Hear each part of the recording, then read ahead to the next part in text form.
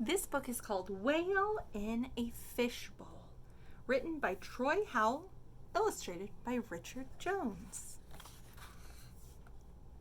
Wednesday lived in a fishbowl. It was the only home she knew. Her name was Wednesday because, like the day of the week, she was smack in the middle of everything. Everything circled around her. People, flurrying, hurrying, worrying. Traffic, wheeling, peeling, squealing. Even the sun, moon, and stars circled around her. Everything. But a calm bit of blue that lay at the end of it all.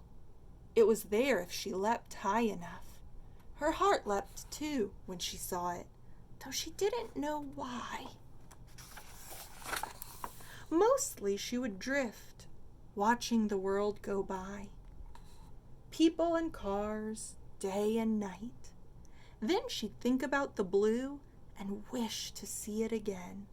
She'd gather her strength and make the leap. There the blue lay, beautiful. So does Wednesday the whale know that the blue is the ocean or the sea? No, she just knows that it's out there. Do you think she knows she's not meant to be in a fishbowl? I don't think so. Soon she couldn't get enough of the blue. People said she was doing tricks. Ah, they said, look! Crowds clapped, horns honked. Wednesday would leap and leap. Leaping became her routine. But sometimes she'd lie along the bottom. She'd try burying her head in the sand. One morning, a girl in a paisley dress approached and tapped on the glass. Wednesday came close. "Hey," the girl said. Wednesday gazed into her eyes. She had seen that blue before. "I'm Piper," said the girl, "and you're lovely." Wednesday's reflection shone in Piper's eyes. "But you don't belong in there." Wednesday blinked. She looked at her familiar shells and plants, at the starfish on the rock. This was her home. If she didn't belong here, then where? On that last page, when it said that sometimes Wednesday would bury her head in the sand, why do you think she did that? How do you think she was feeling? Probably really sad. But she doesn't quite know why. Because when Piper tells her that she doesn't belong there, she doesn't know what that means. This is the only home she's ever known. Piper was leaving. A woman was rushing her off. But before they were lost in the crowd, Piper called, "You belong in the sea!" The sea? The sea? What was the sea? Wednesday wondered about it all day long, and all night too. What did the sea have that her fishbowl didn't have? Now she couldn't sleep. She scarcely touched her food. She no longer leapt. Could Piper have been wrong? Piper wasn't a whale. What did a little girl know? Without answers, Wednesday gave up on the sea. And when she did, she thought of the blue again. She ached to see it. So does Wednesday realize that the blue is the sea?